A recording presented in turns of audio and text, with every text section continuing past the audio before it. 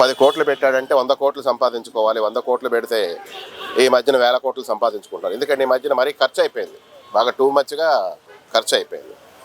అయితే ఫస్ట్లో చాలామంది అంటారు, కొంతమంది ఫస్ట్లో పవన్ కళ్యాణ్ గారు గెలవలేదు, 2 చోట్ల పోటీ చేసి ఓడిపోయారంటారు. ఎందుకంటే ఇతర రాజకీయ నాయకుల్లాగా ఆయన ₹1 ఖర్చు పెట్టాడు. ఆయన పార్టీ నుంచి కానీ ₹1 ఖర్చు పెట్టలే. అదే ఖర్చు పెట్టుంటే ఫస్ట్లోనే గెలిచేవాడు, బహుశా ఫస్ట్లోనే సీఎం అయ్యేవాడేమో. ఎందుకంటే చెయ్యి దెబ్బ తగిలినా సేవ చేయాలనుకున్న వాడికి నిద్ర పట్టదు. ఈరోజు చూడండి, నేను మీ ముందుకు వచ్చా, నా అభిమాన నాయకుడు, నా అభిమాన జనసేన పార్టీ అధినేత పవన్ కళ్యాణ్ గారు.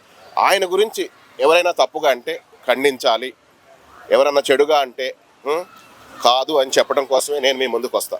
ఎందుకు? ఇప్పుడు పిఠాపురం ఉదాహరణకి, పిఠాపురంలో ఈ 2 ఏళ్ళు జరిగిన అభివృద్ధి, పులివెందల్లో రాజశేఖర్ రెడ్డి అప్పటి నుంచి జగన్మోహన్ రెడ్డి ఇప్పటి వరకు అంత అభివృద్ధి చేశారా మీరు పులివెందల్లో అని అడుగుతా. ఎవడు సమాధానం చెప్తాడు చెప్పండి? పిఠాపురం అసలు అది ఎలా అంటే ఒక వైకుంఠం, స్వర్గధామంలా తీర్చిదిద్దుతున్నాడు పిఠాపురాన్ని. పిఠాపురమే కాదు, మన్యం ప్రాంతాలు ఏంటి, జనసేన పోటీ చేయని చోట కూడా, జనసేన పోటీ చేసిందా చేయలేదా, టీడీపీ పోటీ చేసిందా, బీజేపీ ఇట్లాంటి ఏం చోట్ల డెవలప్ లేని ఏజెన్సీ ఏరియాలకు వెళ్ళి ఆయన చేస్తున్న కార్యక్రమాలు మామూలు కాదు. ఎవడన్నా చేతికి దెబ్బ తగిలి అట్లాంటి పరిస్థితుల్లో కూడా ఆయన ఊర్ల చుట్టూ తిరిగి, పంచాయతీల చుట్టూ తిరిగి అన్ని కార్యక్రమాలు చేస్తాడా? పిఠాపురంలో ఎన్ని రోడ్లు, అసలు పిఠాపురం కాదు, ప్రతి చోట రోడ్డు లేని ఊరు ఉంది అంటే అది పల్లెటూరైనా కానీ పట్టణం కానీ ఇమీడియట్లీ అక్కడికి వెళ్ళి ఆ ఒక ప్రాబ్లం సాల్వ్ చేసి ఇమీడియట్లీ రోడ్లు 1-2 డేస్లోనే రోడ్లు లేపించే కార్యక్రమం ఆయన చేస్తున్నాడు. జనం చూస్తున్నారు, సోషల్ మీడియాలో ప్రజలు చూస్తున్నారు. ఇది నిజం, ఇది వాస్తవం. ఎందుకంటే 100% ఎవడో ఆల్తు పాల్తు రాజకీయ నాయకులు ఉండొచ్చు, అర్థమైందా? ఆడట్లా ఈడిట్లా ఏవో ఏదో ట్రోలింగ్స్, ఏదో న్యూసెన్స్. ఉదాహరణకి మనకి పొలాలు ఉన్నాయి, పొలాల్లో ఏనుగులు వచ్చి ఖరాబు చేస్తుంటే కర్ణాటక నుంచి ఏనుగులు తెప్పించి అక్కడ వాటిని అడవిలోకి తరివించి ఏర్పాటు చేసి ఆ వ్యవసాయం రైతులకు పండేలాగా చేశాడు. అలా ఎవరు చేస్తారు? ఇప్పుడు పవన్ కళ్యాణ్ గారి గురించి చెప్పాలంటే ఒక విషయం కాదు ఆయన చేసి, స్ట్రైక్ రేట్లు ఇవి అవి మనం ఎప్పటి నుంచో చెప్తున్నాం.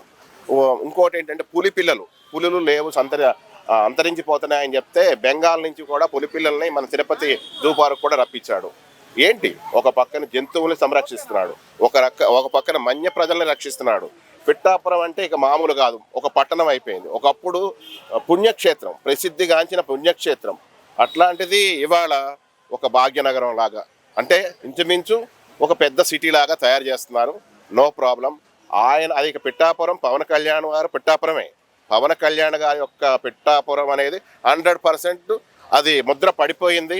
అక్కడ ఎవడ గెలిచినా ఇంకా డిపాజిట్లు కూడా రావు నెక్స్ట్ ఎవరికి కూడా. అంతకు ముందు కూడా రాలేదు, ఇక ముందు అసలు రావు. ఎందుకంటే ఏమీ లేకుండానే ఆయన ఒక చరిత్ర సృష్టించాడు.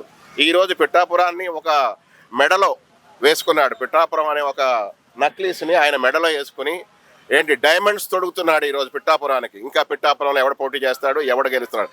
అసంభవం. జగన్ కాదు కదా, జగన్ పులివెందుల్లోనే ఓడిపోతాడు, అర్థమైంది. ఇదే పవన్ కళ్యాణ్ గారు ఇవాళ పులివెందుల్లో పోటీ చేసినా గెలుస్తాడు. ఎందుకంటే ఇవాళ పులివెందుల పరిస్థితి అట్లా ఉంది, అంత దారుణంగా అయిపోయింది. ఏదో వాళ్ళ పేర్లు చెప్పుకొని, రౌడీ విజయాలు చెప్పుకొని, ప్యాషన్ విజయాలు చెప్పుకొని గెలవడం తప్ప రియల్గా వాళ్ళు ఎవరు ఎక్కడ గెలవలేరు. మెగా డిఎస్పీ అని ఏదో పాపం లొకేషన్ రాజీనామా అన్నారు, అవన్నీ అసంభవం. వీళ్ళ గవర్నమెంట్లో ఒక్క మెగా డిఎస్పీ కూడా జరగలేదు, ఒక్కడొక్కడ ఒక ఉద్యోగం ఇవ్వలేదు. ఇవాళ కొన్ని వేల ఉద్యోగాలు ఇచ్చారు, ఇస్తారు, చేస్తారు. ఆ డిఎస్పీ అయ్యే స్ట్రైకులు, బందులు గిందులు ఏదో చేస్తున్నారు, అదంతా వాళ్ళ కార్యకర్తలు, వాళ్ళ వ్యవహారాలు ఇవే తప్ప రియల్ స్టూడెంట్లు అంటూ ఎవరు లేరు. పిఠాపురానికి రాజు A to Z Pawan Kalyan.